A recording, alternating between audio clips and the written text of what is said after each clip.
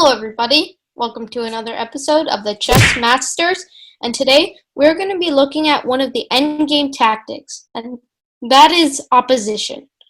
Opposition is when both kings, the black king and the white king, are one square away from each other. Yawning Astronaut is now going to explain this in better detail. Thank you, OrangeBamboo. Opposition is when two kings have one square between them. It can be white or black, but it has to be one square. As you already know, kings can't be close to each other, and if it's far away, then it's not opposition. Opposition technically means that one piece, the king, cannot come closer or advance past the other king because two kings can't stand next to each other. CobaltActor will explain more. Okay, so the main reason behind opposition is that you don't allow the other king to advance, like Yawning Astronaut said, which is why it's really helpful to get the opposition.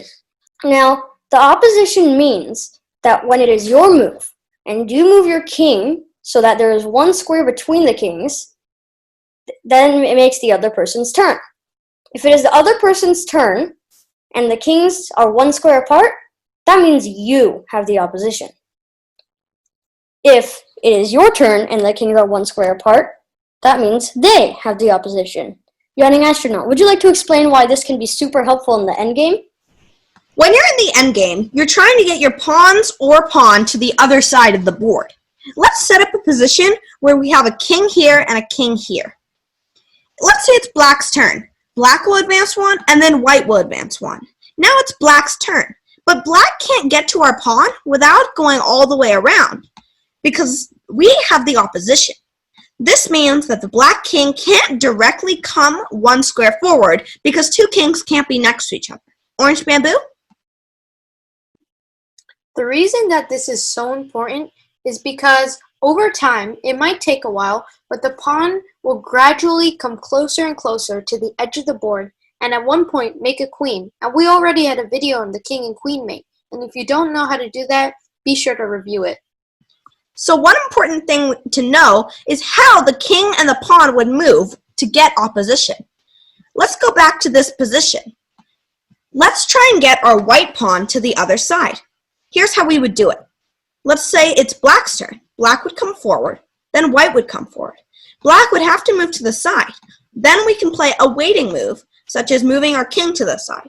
Now, if black tries to come down, we can get the sideways opposition, which is very similar, but it just means that the black king is forced to go down or up and cannot come in the way of our pawn, such as forward. Now, when the black king moves down, for example, we can play this move, and it's virtually impossible for the black king to catch us. Notice, the king has to move diagonally to the side, and now our pawn can march up the board to victory. Now let's move on to our next position. CobaltActor will explain this next position, seen here. Okay, so this position looks winning, and it looks pretty obvious because white is up a pawn. But in reality, it's actually a draw.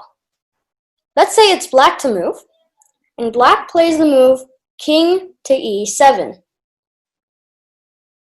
Now, white really has nothing better than to move his king up the board to the pawn, in this case to d5. Now black is going to play a move, which is actually the best move for black in this position because it actually helps black lead to a draw. Keep in mind, black wants a draw because they're down material. Next, white is going to play pawn up. Now, the black king is in check, so the best move in this position for black is king to e8. You'll see why in a sec. Next comes king to d6. That's the only thing that doesn't lose the pawn, basically. Then, the black king goes to d8, getting the opposition. Now, white has a pawn, so they have nothing really better than to move up the pawn to e7. But then, here's the drawing part. Black goes to e8, and white can either leave the pawn or go to e6, both of which end up in a draw. You have to be very careful to avoid this position because this happens very commonly in games. Let's go back to the beginning of this position. We're here. The first move, king to e7, seems like a logical move, But in actuality, black could also play this move. It's an other option. But this also leads to a draw. Notice after king to d5, black gets the opposition, the pawn checks the king goes back, and this is white's big mistake. Playing king to d6 forces the black king to go here or to the other side, both of which, after pawn to e7 check, will lead to the king going back. Now, there's no possible way for white to win. White either has to abandon the pawn, as CobaltActor said, or stalemate. Thank you so much for watching this video, learning about opposition in the endgame. Please like, subscribe, and hit the notification bell so you'll always be notified when we release new videos. We are going to be trying to release more videos more often, so stay tuned for that. So that's it for this video, and as always, thanks for watching.